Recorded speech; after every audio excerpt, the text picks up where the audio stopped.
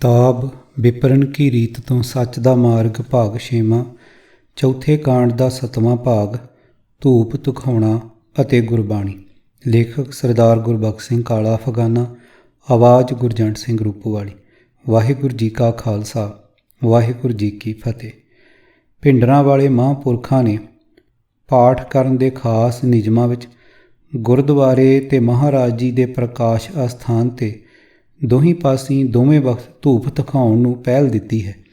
गुरु महाराज के कमरे के अंदर की हवा नूं सुगंधित रखना हर शरधावान का जरूरी फर्ज बनता है।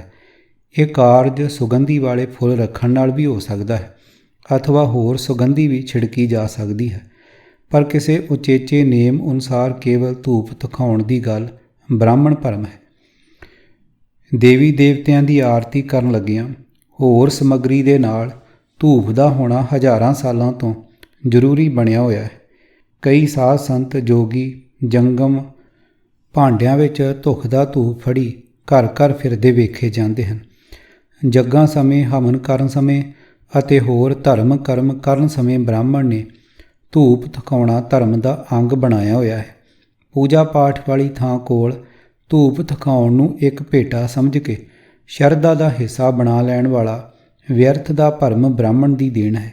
इस भरम नूं दूर करन लई सतगुरां दे फरमान इस प्रकार हैं।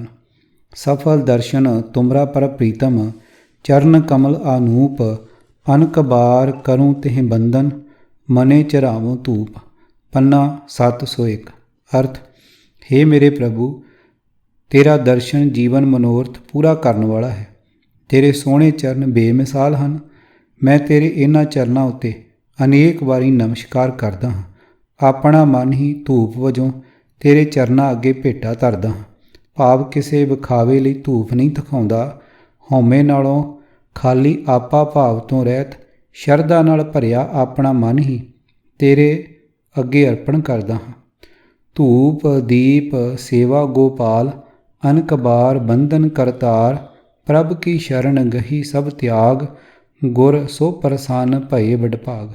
पन्ना 866।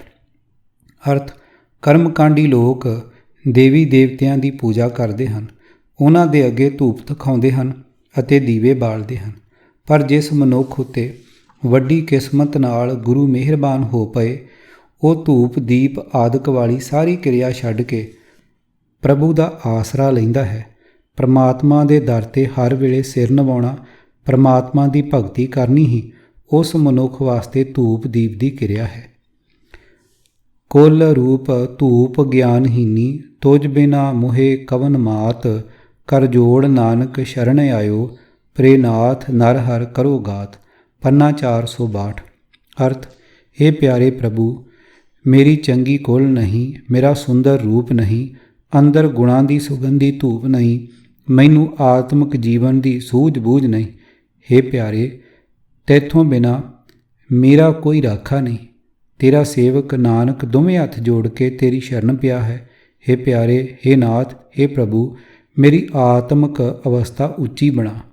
गगन में थाल रावचंद दीपक बने तारका मंडल जनक मोती धूप मलयान लो पवन चवरो करे सगल बनराई फूलंत ज्योति। पन्ना 663। अर्थ, सारा आकाश मानो थाल है। सूरज ते चंद इस थाल विच दीवे बने हुए हैं। तारियां दे समूह थाल विच मोती रखे हुए हैं। चंदन के रुखां नाल भरे हुए हिमालया पर्बत वालों आउण वाली हवा मानो धूप तुखा रहा है। हवा चौर कर रही है। सारी बनस्पति जोत रूप प्रभु की आरती दी फुल दे रही है। भाव सारी कायनात सारी सिरजना जिस अपार प्रभु की आरती निरंतर कर रही है। फिर छोटी जी थाली विच दीवे धूप मोती आदि वस्तुआं सजा के अते धूप तुखा के आरती करन वाला पखंड उस अगम अथा अगोचर प्रभु की घोर नरादरी भरिया मखौल करन दा उग्र पाप है। भगतां दी बाणी विच भी धूप लवज आया है। कईयां ने नुकताचीनी कीती है कि भगतां दी बाणी गुरमत दे अनुकूल नहीं है। सारे इतिहासकारां ने मन्निया है कि भगतां दी बाणी गुरु नानक साहब जी ने आप इकत्र की सी। गुरबाणी के कई शब्दों तो भी यही सिद्ध हुंदा है कि भगतां दी बाणी गुरु नानक साहब जी दे कोल मौजूद सी। ਇਸ ਲਈ ਅਜਿਹਾ ਸੋਚਣਾ ਅਭੁੱਲ ਗੁਰੂ ਨਾਨਕ ਜੀ ਨੂੰ ਭੁੱਲੜ ਕਹਿਣ ਦਾ ਪਾਪ ਹੈ। ਰਹਾਉ ਦੀ ਤੁਕ ਦੇ ਨਾਲ ਪੂਰੇ ਸ਼ਬਦ ਦੀ ਵਿਚਾਰ ਤੋਂ ਸਿੱਧ ਹੋ ਜਾਂਦਾ ਹੈ ਕਿ ਸ੍ਰੀ ਗੁਰੂ ਗ੍ਰੰਥ ਸਾਹਿਬ ਵਿਚਲੀ ਭਗਤ ਬਾਣੀ ਸਤਿਗੁਰਾਂ ਦੇ ਆਸ਼ੇ ਦੇ ਅਨੁਕੂਲ ਹੈ।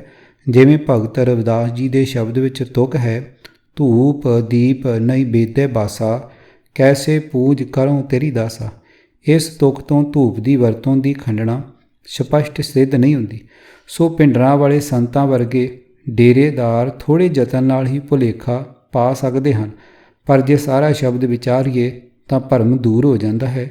ਸ਼ਬਦ ਇਸ ਪ੍ਰਕਾਰ ਹੈ, ਦੂਤ ਤਾਂ ਬਸ਼ਰੇ ਥਨੋਂ ਬਿਟਾਰਿਓ, ਫੂਲ ਭਵਰ ਜਲ ਮੀਨ ਬਿਗਾਰਿਓ, ਮਾਈ ਗੋਬਿੰਦ ਪੂਜਾ ਕਹਾਂ ਲੈ ਚਰਾਵੋਂ, ਅਵਰ ਨ ਫੂਲ ਅਨੂਪ ਨ ਪਾਉਂ ਰਹਾਓ।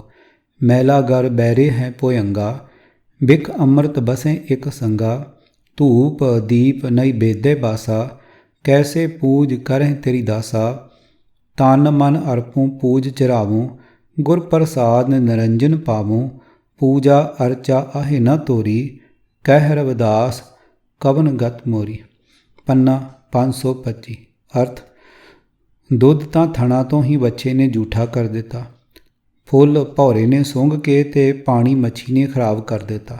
ਸੋ ਦੁੱਧ ਫੁੱਲ ਤੇ ਪਾਣੀ ਇਹ ਤਿੰਨੇ ਹੀ ਜੂਠੇ ਹੋ ਜਾਣ ਕਰਕੇ ਪ੍ਰਭੂ ਭੇਟਾ ਕਰਨ ਜੋਗੇ ਨਾ ਰਹਿ ਗਏ। ਇਹ ਮਾਂ ਗੋਬਿੰਦ ਦੀ ਪੂਜਾ ਕਰਨ ਲਈ ਮੈਂ ਕਿੱਥੋਂ ਕੋਈ ਚੀਜ਼ ਲੈ ਕੇ ਭੇਟਾ ਕਰਾਂ? ਕੋਈ ਹੋਰ ਸੁੱਚਾ ਫੁੱਲ ਆਦਿਕ ਮਿਲ ਨਹੀਂ ਸਕਦਾ। ਕੀ ਮੈਂ ਇਸ ਘਾਟ ਕਰਕੇ ਉਸ ਸੋਹਣੇ ਪ੍ਰਭੂ ਨੂੰ ਪ੍ਰਾਪਤ ਨਹੀਂ ਕਰ ਸਕਾਂਗਾ? ਰਹਾਓ, ਚੰਦਨ ਦੇ ਬੂਟਿਆਂ ਨੂੰ ਸੱਪ ਚਿੰਬੜੇ ਹੋਏ ਹਨ ਤੇ ਉਹਨਾਂ ਨੇ ਚੰਦਨ ਨੂੰ ਝੂਠਾ ਕਰ ਦਿੱਤਾ ਹੈ। ਜ਼ਹਿਰ ਤੇ ਅੰਮ੍ਰਿਤ ਵੀ ਸਮੁੰਦਰ ਵਿੱਚ ਇਕੱਠੇ ਹੀ ਵਸਦੇ ਹਨ।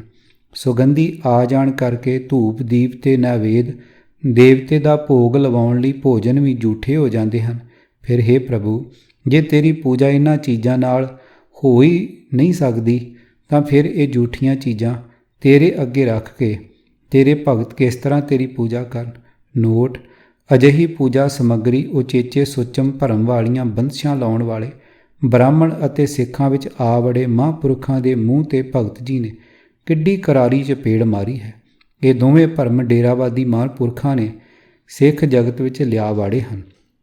ਹੇ ਪ੍ਰਭੂ, ਮੈਂ ਆਪਣਾ ਤਨ ਤੇ ਮਨ ਅਰਪਣ ਕਰਦਾ, ਤੇਰੀ ਪੂਜਾ ਵਜੋਂ ਇਹ ਭੇਟ ਕਰਦਾ ਹਾਂ। ਇਹ ਭੇਟਾਂ ਨਾਲ ਹੀ ਸਤਿਗੁਰ ਦੀ ਮਿਹਰ ਦੀ ਬਰਕਤ ਨਾਲ ਤੈਨੂੰ ਮਾਇਆ ਰਹਿਤ ਨੂੰ ਲੱਭ ਸਕਦਾ ਹਾਂ।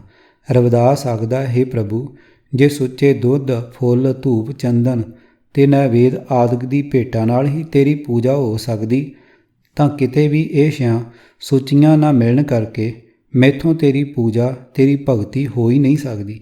ਤਾਂ ਤੇ ਫਿਰ ਹੇ ਪ੍ਰਭੂ, ਮੇਰਾ ਕੀ ਹਾਲ ਹੁੰਦਾ? ਇਸੇ ਤਰ੍ਹਾਂ ਹੀ ਭਗਤ ਸੈਣ ਜੀ ਦੇ ਸ਼ਬਦ ਦੀ ਇਹ ਤੁਕ ਧੂਪ ਦੀਪ ਕ੍ਰਿਤ ਸਾਜ ਆਰਤੀ ਦੇ ਅਰਥ ਵੀ ਪੂਰੇ ਸ਼ਬਦ ਦੀ ਵਿਚਾਰ ਤੋਂ ਹੀ ਸਾਫ਼ ਸਪਸ਼ਟ ਹੁੰਦੇ ਹਨ। ਹੇਠਾਂ ਲਿਖੇ ਸ਼ਬਦ ਦੇ ਪਦ ਅਰਥ ਸਮਝਣੇ ਵੀ ਜ਼ਰੂਰੀ ਹਨ।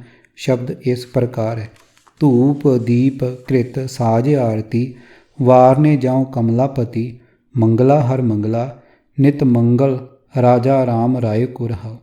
ਊਤਮ ਦੀਅਰਾ ਨਿਰਮਲ ਬਾਤੀ, ਤੁਹੀਂ ਨਿਰੰਜਨ ਕਮਲਾ ਪਾਤੀ, ਰਾਮਾ ਭਗਤ ਰਾਮਾਨੰਦ ਜਾਣੇ, ਪੂਰਨ ਪਰਮਾਨੰਦ ਬਖਾਨੇ, ਮਦਨ ਮੂਰਤ ਪੈ ਤਾਰ ਗੋਬਿੰਦੇ, ਸੈਣ ਭਣੇ ਭਜ ਪਰਮਾਨੰਦੇ। ਪੰਨਾ 695। ਅਰਥ, ਹੇ ਮਾਇਆ ਦੇ ਮਾਲਕ ਪ੍ਰਭੂ, ਮੈਂ ਤੈਥੋਂ ਸਦਕੇ ਜਾਂਦਾ ਹਾਂ। ਹਿਰਦੇ ਤੋਂ ਉਪਜੇ ਸੱਚੇ ਪਿਆਰ ਅਤੇ ਸਿਦਕ ਨਾਲ ਤੈਥੋਂ ਸਦਕੇ ਜਾਣਾ ਹੀ ਧੂਪ ਦੀਵੇ ਤੇ ਘਿਓ ਆਦਿਕ ਸਮੱਗਰੀ ਇਕੱਠੇ ਕਰਕੇ ਤੇਰੀ ਆਰਤੀ ਕਰਨੀ ਹੈ। ਹੇ ਹਰੀ, ਹੇ ਰਾਜਨ, ਹੇ ਰਾਮ, ਤੇਰੀ ਮਿਹਰ ਨਾਲ ਮੇਰੇ ਅੰਦਰ ਸਦਾ ਤੇਰੇ ਨਾਮ ਸਿਮਰਨ ਦਾ ਆਨੰਦ ਮੰਗਲ ਹੋ ਰਿਹਾ ਹੈ। ਰਹਾਓ, ਹੇ ਕਮਲਾਪਤੀ, ਤੂੰ ਨਿਰੰਜਨ ਹੀ ਮੇਰੇ ਲਈ ਆਰਤੀ ਕਰਨ ਲਈ ਸੋਹਣਾ ਚੰਗਾ ਦੀਵਾ ਤੇ ਸਾਫ ਸੁਥਰੀ ਵੱਟੀ ਹੈ। ਜੋ ਮਨੁੱਖ ਸਰਬ ਵਿਆਪਕ ਪਰਮ ਆਨੰਦ ਰੂਪ ਪ੍ਰਭੂ ਦੇ ਗੁਣ ਗਾਉਂਦਾ ਹੈ, ਉਹ ਪ੍ਰਭੂ ਦੀ ਭਗਤੀ ਦੀ ਬਰਕਤ ਨਾਲ ਉਸ ਦੇ ਮਿਲਾਪ ਦਾ ਆਨੰਦ ਮਾਣਦਾ ਹੈ। ਸੈਣ ਆਖਦਾ ਹੈ, ਮੇਰੇ ਮਨ, ਉਸ ਪਰਮ ਆਨੰਦ ਪਰਮਾਤਮਾ ਦਾ ਸਿਮਰਨ ਕਰਨ ਜੋ ਸੋਹਣੇ ਸਰੂਪ ਵਾਲਾ ਹੈ, ਜੋ ਸੰਸਾਰ ਦੇ ਡਰਾਂ ਤੋਂ ਪਾਰ ਲੰਘਾਉਣ ਵਾਲਾ ਹੈ ਤੇ ਸ੍ਰਿਸ਼ਟੀ ਦੀ ਸਾਰ ਲੈਣ ਵਾਲਾ ਹੈ। ਬਸ ਇਹੀ ਹੈ ਉਸ ਦੀ ਆਰਤੀ। ਕਾਇਓ ਦੇਵਾ ਕਾਇਓ ਦੇਵਲ, ਕਾਇਓ ਜੰਗਮ ਜਾਤੀ, ਕਾਇਓ ਧੂਪ ਦੀਪ ਨੈਵੇਦਾ, ਕਾਇਓ ਪੂਜੋਂ ਪਾਤੀ। ਪੰਨਾ 695। ਅਰਥ, ਕਾਇਆ ਦੀ ਖੋਜ ਹੀ ਮੇਰਾ ਦੇਵਤਾ ਹੈ, ਜਿਸ ਦੀ ਮੈਂ ਆਰਤੀ ਕਰਨੀ ਹੈ। ਸਰੀਰ ਦੀ ਖੋਜ ਹੀ ਮੇਰਾ ਮੰਦਰ ਹੈ, ਜਿੱਥੇ ਮੈਂ ਸਰੀਰ ਅੰਦਰ ਵਸਦੇ ਪ੍ਰਭੂ ਦੀ ਆਰਤੀ ਕਰਦਾ ਹਾਂ। ਕਾਇਆ ਦੀ ਖੋਜ ਹੀ ਮੈਂ ਜੰਗਮ ਅਤੇ ਯਾਤਰਾ ਲਈ ਤੀਰਥ ਦੀ ਯਾਤਰਾ ਹੈ। ਸਰੀਰ ਦੀ ਖੋਜ ਹੀ ਮੇਰੇ ਵਾਸਤੇ ਅੰਦਰ ਵਸਦੇ ਦੇਵਤੇ ਲਈ ਧੂਪ, ਦੀਪ ਤੇ ਨੈਵੇਦ ਹੈ। ਕਾਇਆ ਦੀ ਖੋਜ ਕਰਕੇ ਹੀ ਮੈਂ ਮਾਨੋ ਪੱਤਰ ਭੇਟ ਰੱਖ ਕੇ ਆਪਣੇ ਅੰਦਰ ਵਸਦੇ ਇਸ਼ਟ ਦੀ ਪੂਜਾ ਕਰ ਰਿਹਾ ਹਾਂ। ਨਗਰੀ ਨਾਇਕ ਨਵਤਨੋ ਬਾਲਕ ਲੀਲ ਅਨੂਪ, ਨਾਰ ਨ ਪੁਰਖ ਨ ਪੰਖਣੂ ਸਾਚੋ ਚਤੁਰ ਸਰੂਪ, ਜੋ ਤਿਸ ਭਾਵੈ ਸੋ ਥੀਐ ਤੂੰ ਦੀਪਕ ਤੂੰ ਧੂਪ। ਪੰਨਾ 1010। ਅਰਥ, ਪਰਮਾਤਮਾ ਇਹਨਾਂ ਸਰੀਰਾਂ ਦਾ ਮਾਲਕ ਹੈ। ਜੀਵਾਂ ਨੂੰ ਪਿਆਰ ਕਰਨ ਵਿੱਚ ਹਰ ਵੇਲੇ ਨਵਾਂ ਹੈ। ਬਾਲਕ ਵਾਂਗ ਉਹ ਨਿਰਵੈਰ ਹੈ। ਉਹ ਅਨੋਖੇ ਕੌਤਕ ਕਰਨਹਾਰ ਹੈ।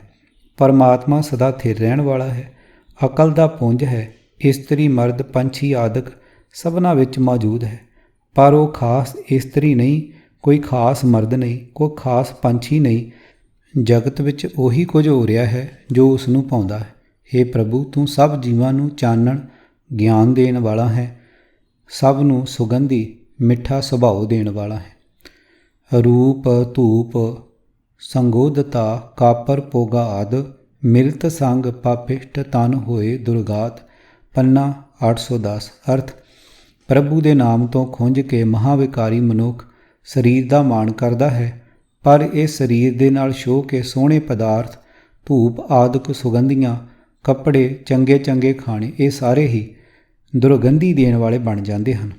ਮਾਲਾ ਅਥਵਾ ਸਿਮਰਨੇ ਵਾਂਗ ਹੀ ਧੂਪ ਦਿਖਾਉਣ ਵਾਲਾ ਬ੍ਰਾਹਮਣੀ ਭਰਮ ਸਿੱਖ ਜਗਤ ਵਿੱਚ ਬੜਾ ਪ੍ਰਚਲਿਤ ਹੈ। ਇਸ ਕਾਰਨ ਦਾਸ ਨੇ ਧੂਪ ਸੰਬੰਧੀ ਸਤਿਗੁਰਾਂ ਦੇ ਸਾਰੇ ਬਚਨ ਹੀ ਲਿਖਣ ਦਾ ਯਤਨ ਆਰੰਭਿਆ ਸੀ। ਉੱਪਰ ਲਿਖੇ ਕੇਵਲ 8 ਗੁਰੂ ਵਾਕ ਹੀ ਦਾਸ ਲੱਭ ਸਕਿਆ। ਹੋ ਸਕਦਾ ਹੈ ਕਿਸੇ ਖੋਜੀ ਵਿਦਵਾਨ ਨੂੰ ਹੋਰ ਗੁਰੂ ਸ਼ਬਦਾਂ ਦਾ ਵੀ ਪਤਾ ਹੋਵੇ, ਪਰ ਦਾਸ ਦਾ ਪੱਕਾ ਯਕੀਨ ਹੈ ਕਿ ਭਰਮ ਕਾਰਨ ਧੂਪ ਦਿਖਾਉਣ ਦਾ ਖੰਡਨਾ ਸਾਰੇ ਗੁਰੂ ਸ਼ਬਦਾਂ ਵਿੱਚ ਇਕਸਾਰ ਹੈ। ਡੇਰਾਵਾਦੀਏ ਅਖੌਤੀ ਮਹਾਂਪੁਰਖ ਬੜੀ ਸਫਾਈ ਨਾਲ ਗੁਰੂ ਕੇ ਸਿੱਖ ਨੂੰ ਬ੍ਰਾਹਮਣਵਾਦ ਨਾਲ ਜੋੜੀ ਜਾ ਰਹੇ ਹਨ। ਜੇ ਸਮੁੱਚੇ ਤੌਰ 'ਤੇ ਪੰਥ ਨੇ ਇਹਨਾਂ ਭੇਖੀ ਧਰਮ ਆਗੂਆਂ ਨੂੰ ਨਾ ਦੁਰਕਾਰਿਆ ਤਾਂ ਇਹ ਭੱਦਰ ਪੁਰਸ਼ ਖਾਲਸਾ ਪੰਥ ਦਾ ਵੀ ਉਹ ਹਾਲ ਕਰਕੇ ਦਮ ਲੈਣਗੇ ਜਿਹੜਾ ਪਖੰਡੀ ਧਰਮ ਆਗੂਆਂ ਨੇ ਬੁੱਧ ਧਰਮ ਦਾ ਕੀਤਾ ਸੀ। ਭਿੰਡਰਾਂ ਵਾਲੇ ਮਹਾਂਪੁਰਖਾਂ ਵੱਲੋਂ ਪਾਏ ਹੋਰ ਭਰਮ।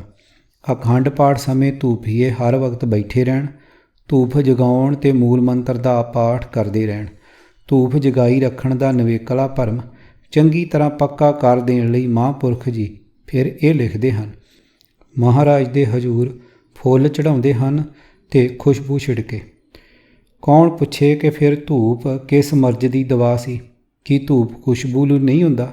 ਜੋ ਫੁੱਲ ਚੜ੍ਹਾਉਣ ਦਾ ਅਤੇ ਖੁਸ਼ਬੂ ਛਿੜਕਣ ਵਾਲਾ ਨੇਮ ਅੱਡਰਾ ਲਿਖ ਦਿੱਤਾ ਹੈ। ਸਪਸ਼ਟ ਹੈ ਕਿ ਡੇਰਾਵਾਦੀ ਧੂਪ ਸੁਗੰਧੀ ਲਈ ਨਹੀਂ, ਸੁਗੰਧੀਆਂ ਤਾਂ ਹੋਰ ਵੀ ਬਹੁਤ ਹਨ, ਸਗੋਂ ਬ੍ਰਾਹਮਣੀ ਭਰਮ ਨੂੰ ਪੱਕਾ ਕਰਨਾ ਚਾਹੁੰਦਾ ਹੈ। ਮਹਾਰਾਜ ਜੀ ਦੇ ਕਮਰੇ ਵਿੱਚ ਗੱਲਾਂ ਦਾ ਸੰਕੋਚ ਹੋਵੇ। ਹਰ ਪ੍ਰਕਾਰ ਦੇ ਅਖੰਡ ਪਾਠ ਨਾਲ ਜਪਜੀ ਸਾਹਿਬ ਦਾ ਪਾਠ ਜਾਰੀ ਰੱਖਣਾ ਹੈ। ਯਾਦ ਰਹੇ ਕਿ ਜਪਜੀ ਸਾਹਿਬ ਦਾ ਇਹ ਪਾਠ ਧੂਪੀਏ ਸੇਵਾਦਾਰਾਂ ਦੇ ਮੂਲ ਮੰਤਰ ਦੇ ਜਾਪ ਤੋਂ ਅੱਡਰਾ ਹੈ। ਇੱਕੋ ਥਾਂ ਬਹੁਤੇ ਅਖੰਡ ਪਾਠਾਂ ਨਾਲ ਉਤਨੇ ਹੀ ਜਪਜੀ ਸਾਹਿਬ ਰੱਖਣੇ ਨਹੀਂ, ਇੱਕ ਤਾਂ ਜ਼ਰੂਰ ਹੋਵੇ। ਜਪਜੀ ਸਾਹਿਬ ਖਾਸ ਕਰਕੇ ਖੱਬੇ ਪਾਸੇ ਰੱਖਣਾ, ਜਿਸ ਪਾਸੇ ਮਹਾਰਾਜ ਜੀ ਦੇ ਜਪਜੀ ਸਾਹਿਬ ਲਿਖਿਆ ਹੁੰਦਾ ਹੈ। ਜੇ ਖਾਸ ਵਜ੍ਹਾ ਕਰਕੇ ਨਾ ਹੋ ਸਕੇ ਤਾਂ ਦੂਜੇ ਪਾਸੇ ਵੀ ਰੱਖਿਆ ਜਾ ਸਕਦਾ ਹੈ। ਫਿਰ ਖੱਬੇ ਪਾਸੇ ਜਪਜੀ ਸਾਹਿਬ ਲਿਖੇ ਹੋਣ ਵਾਲੀ ਸ਼ਰਤ ਦਾ ਕੀ ਬਣਿਆ?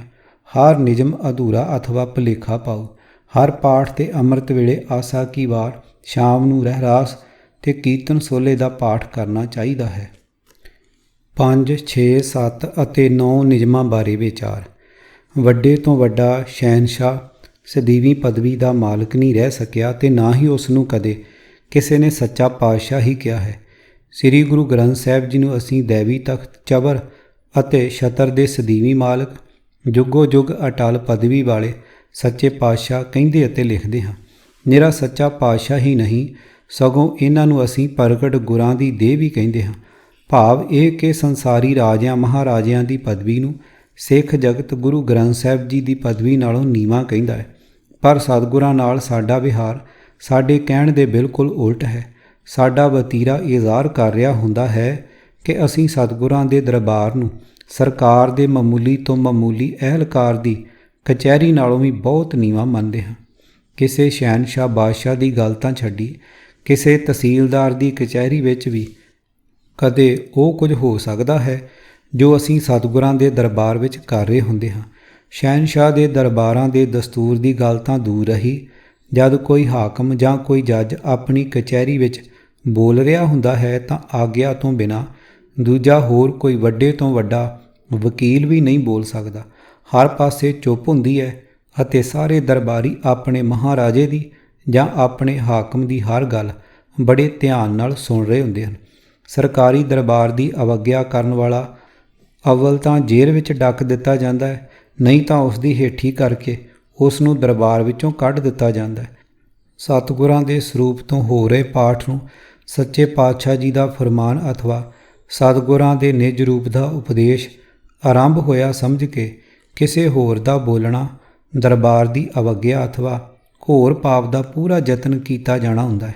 ਗੁਰੂ ਗ੍ਰੰਥ ਸਾਹਿਬ ਜੀ ਦੇ ਪਾਠ ਵਿੱਚ ਉਚੇਚੇ ਤੌਰ 'ਤੇ ਕਿਸੇ ਹੋਰ ਬਾਣੀ ਦਾ ਪਾਠ ਜਾਂ ਕੀਰਤਨ ਆਰੰਭ ਕਰ ਦੇਣ ਨਾਲ ਸਤਿਗੁਰਾਂ ਦੇ ਬਚਨਾਂ ਨੂੰ ਸੁਣਨ ਦੀ ਲੋੜ ਮੁਕਾਉਣ ਵਾਲੀ ਗੁਸਤਾਖੀ ਹੈ, ਜਾਂ ਇਉਂ ਕਹਿ ਲਓ ਕਿ ਸਤਿਗੁਰਾਂ ਦੇ ਬਚਨਾਂ ਨੂੰ ਬੇਲੋੜਾ ਮੁਕਾ ਕੇ ਖੱਬੇ ਜਾਂ ਸੱਜੇ ਪਾਸੇ ਬੈਠਣ ਦਾ ਭਰਮ ਪਾਉਣਾ ਬ੍ਰਾਹਮਣਵਾਦ ਹੈ।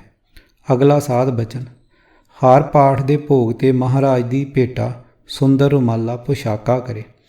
ਹਰ ਪਾਠ ਦੇ ਭੋਗ 'ਤੇ ਰੁਮਾਲਾ ਚਾੜ੍ਹਨ ਦੀ ਪੱਕੇ ਤੌਰ 'ਤੇ ਮਰਜ਼ਾਦਾ ਬਣਾ ਦੇਣੀ ਵੀ ਸਿਆਣਪ ਨਹੀਂ ਹੈ। ਜੇ ਗੁਰਦੁਆਰੇ ਵਿੱਚ ਰੁਮਾਲਿਆਂ ਦੀ ਥੋੜ੍ਹ ਹੋਵੇ ਤਦ ਹੀ ਰੁਮਾਲਾ ਭੇਟਾ ਕਰਨਾ ਲਾਹੇਵੰਦ ਹੈ।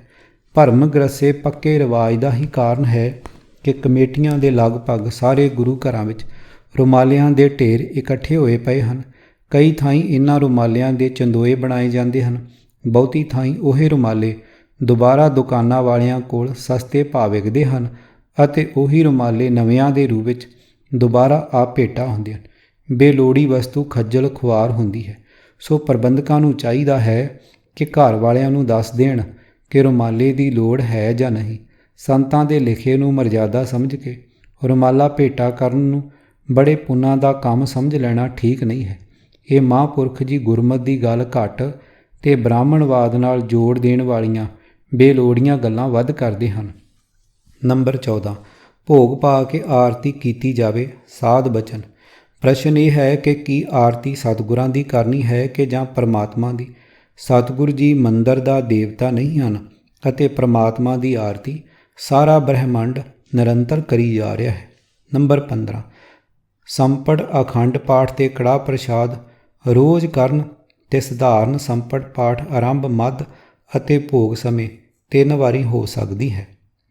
ਸਾਧ ਬੋਲੀ ਵਾਲੇ ਇਸ ਸਕਦੀ ਲਫ਼ਜ਼ ਦੇ ਅਰਥਾਂ ਦਾ ਪਤਾ ਨਹੀਂ ਹੈ ਕਿ ਪ੍ਰਸ਼ਾਦ ਦੀ ਗੱਲ ਕਰਦਿਆਂ ਸਕਦਾ ਦੇ ਥਾਂ ਸਕਦੀ ਕਿਉਂ ਵਰਤਿਆ ਹੈ। ਨੰਬਰ 16 ਹਰ ਪਾਠ 'ਤੇ ਕੁੰਭ ਧੂਪ ਨਲੇਲ ਜੋਤ ਫੁੱਲ ਆਦਿ ਜ਼ਰੂਰ ਰੱਖਣੇ। ਸਮੱਗਰੀ ਵਾਲੀ ਇਹ ਮਰਜ਼ਾਦਾ ਬ੍ਰਾਹਮਣਵਾਦ ਹੈ। ਨੰਬਰ 17 ਪਾਠੀ ਸਿੰਘ ਕੁਸੰਬੇ ਬਸਤਰ ਨਾ ਪਹਿਨੇ। ਬ੍ਰਹਮਚਰਜ ਧਾਰੇ। ਕੁਸੰਬੇ ਰੰਗ ਦਾ ਪੁਸ਼ਾਕਾ ਸ੍ਰੀ ਗੁਰੂ ਗ੍ਰੰਥ ਸਾਹਿਬ ਜੀ ਨੂੰ ਨਾ ਚੜ੍ਹਾਵੇ। ਮਹਾਂਪੁਰਖਾਂ ਨੇ ਰੰਗ ਦੀ ਬੰਦਸ਼ ਕਿਸ ਕਾਰਨ ਲਾਈ ਹੈ, ਇਹ ਸ਼ੰਕਾ ਕੌਣ ਦੂਰ ਕਰੇ। ਇਹ ਹੈ ਸਾਰਾ ਖਲ ਜਗਣ ਵਿਪਰਵਾਦ ਹੀ। ਇਸ ਤਰ੍ਹਾਂ ਇਨ੍ਹਾਂ ਬੰਦਸ਼ਾਂ ਦੀ ਗਿਣਤੀ 34 ਤੱਕ ਹੈ, ਪਰ ਗੁਰਬਾਣੀ ਨੂੰ ਸੁਣ ਕੇ ਉਸ ਤੋਂ ਸਿੱਖਿਆ ਲੈਣ ਦੀ ਗੱਲ ਕਿਸੇ ਥਾਂ ਨਹੀਂ ਲਿਖੀ। ਭਾਵ ਮਹਾਂਪੁਰਖਾਂ ਲਈ ਸਤਿਗੁਰਾਂ ਦੇ ਇਸ ਬਚਨ ਗੁਰਮਤਿ ਸੁਣ ਕਛ ਗਿਆਨ ਨ ਉਪਜਿਓ ਪਛ ਜਿਉ ਉਦਰ ਭਰੋਂ ਦਾ ਵੀ ਕੌਡੀ ਮੁੱਲ ਨਹੀਂ ਹੈ। ਬ੍ਰਾਹਮਣ ਵੀ ਸਿੱਖ ਨੂੰ ਗੁਰੂ ਦੇ ਗਿਆਨ ਤੋਂ ਤੋੜ ਕੇ ਮੰਤਰ ਪਾਠਾਂ ਤੋਂ ਮਿਲਦੇ ਫਲਾਂ ਦੇ ਭਰਮ ਨਾਲ ਜੋੜਨਾ ਚਾਹੁੰਦਾ ਸੀ। ਇਹ ਡੇਰੇਦਾਰ ਮਹਾਂਪੁਰਖ ਵੀ ਉਹੀ ਕੰਮ ਕਰੀ ਜਾ ਰਹੇ ਹਨ। ਘਰ ਵਾਲੇ ਫਿਰ ਕਿਉਂ ਸਤਿਗੁਰ ਦੀ ਹਜ਼ੂਰੀ ਵਿੱਚ ਬੈਠਣ। ਡੇਰਾਵਾਦੀ ਮਹਾਂਪੁਰਖਾਂ ਦੇ ਹੀ ਕਰਮਕਾਂਡੀ ਪ੍ਰਚਾਰ ਦੇ ਕਾਰਨ ਸਤਿਗੁਰਾਂ ਨੂੰ ਭੁੱਲ ਭੁਲਾ ਕੇ ਘਰ ਵਾਲੇ ਪ੍ਰਾਹੁਣਿਆਂ ਦੀ ਸੇਵਾ ਸੰਭਾਲ ਕਰਨ ਵਿੱਚ ਆਪਣੀ ਵਡਿਆਈ ਮੰਨ ਰਹੇ ਹੁੰਦੇ ਹਨ। ਬੀਬੀਆਂ ਬਾਹਰੋਂ ਹੀ ਰੋਂਦੀਆਂ ਆ ਰਹੀਆਂ ਹੁੰਦੀਆਂ ਹਨ, ਫਿਰ ਘਰ ਵੱਲੋਂ ਬੀਬੀਆਂ ਵੀ ਉਦਮ ਨਾਲ ਅੱਗੋਂ ਜਾ ਮਿਲਦੀਆਂ ਹਨ। ਜਿਸ ਘਰ ਵਿੱਚ ਸਤਿਗੁਰਾਂ ਦੇ ਆਦਰ ਸਤਿਕਾਰ ਵਿੱਚ ਸ਼ਾਂਤੀ ਅਤੇ ਖੇੜਾ ਹੋਣਾ ਚਾਹੀਦਾ ਸੀ, ਉਸੇ ਘਰ ਦੇ ਵਿਹੜੇ ਵਿੱਚ ਰੋਣ ਪਿੱਟਣ ਦਾ ਪਿੜ ਭਖ ਪੈਂਦਾ ਹੈ। ਮਰੇ ਹੋਏ ਪ੍ਰਾਣੀ ਬਾਰੇ ਅਫਸੋਸ ਕਰਨ ਵਾਲਿਆਂ ਲਈ ਬੈਠਣ ਦਾ ਉਚੇਚਾ ਪ੍ਰਬੰਧ ਜ਼ਮੀਨ 'ਤੇ ਵਿਛਾਈ ਕਰਕੇ ਕੀਤਾ ਹੁੰਦਾ ਹੈ। 10ਵੇਂ ਦਿਨ ਭੋਗ ਪਾਉਣ ਸਮੇਂ ਜੁੜਨ ਵਾਲੇ ਇਕੱਠ ਦੀ ਸੇਵਾ ਕਰਕੇ ਬਰਾਦਰੀ ਵਿੱਚ ਆਪਣਾ ਨੱਕ ਨਮੂਜ ਉੱਚਾ ਕਰਨ ਦੀ ਚਿੰਤਾ ਹੁੰਦੀ ਹੈ। ਜਿੱਥੇ ਸਤਿਗੁਰਾਂ ਦਾ ਉਤਾਰਾ ਹੁੰਦਾ ਹੈ, ਉਸ ਕਮਰੇ ਵਿੱਚ ਘਰ ਵਾਲਿਆਂ ਨੇ ਜਾਂ ਦੂਜਿਆਂ ਨੇ ਰਸਮੀ ਤੌਰ 'ਤੇ ਐਵੇਂ ਮੱਥਾ ਟੇਕਣ ਹੀ ਜਾਣਾ ਹੈ।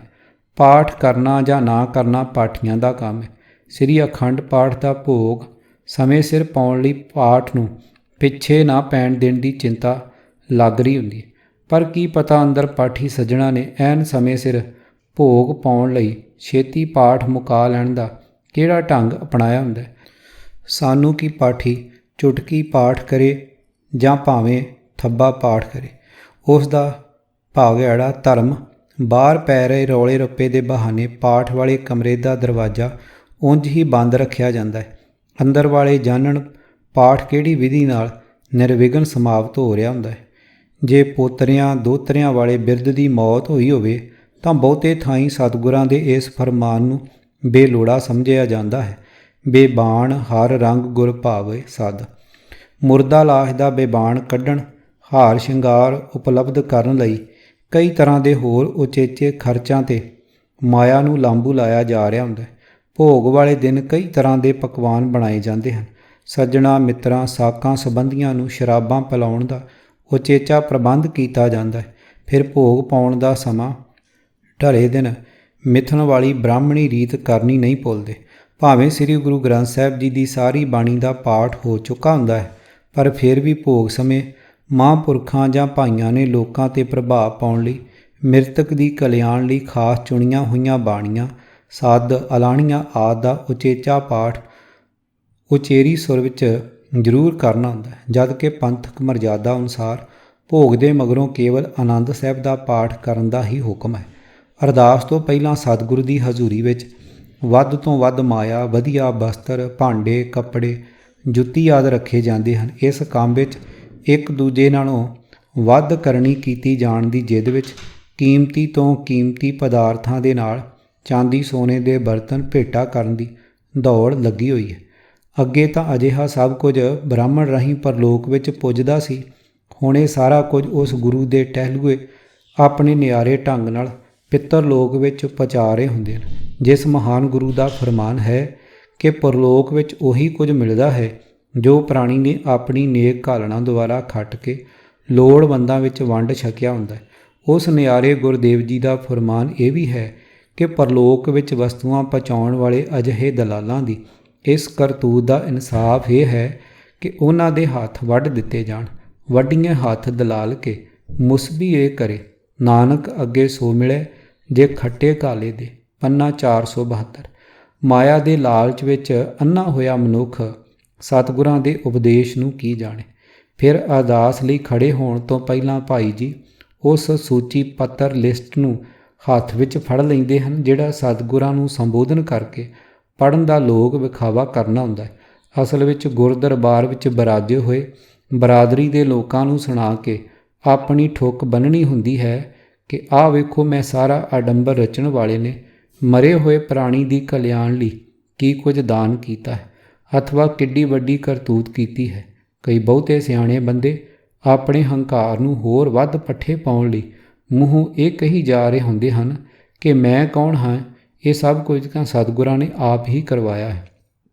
ਭਾਵ ਆਪਣੇ ਉਪਦੇਸ਼ ਦੀ ਖੰਡਨਾ ਵੀ ਸਤਿਗੁਰਾਂ ਨੇ ਆਪ ਹੀ ਕਰਵਾਈ ਹੈ। ਇਸ ਤਰ੍ਹਾਂ ਇੱਕ ਘੋਰ ਪਾਪ ਹੋਰ ਕਰ ਗਿਆ।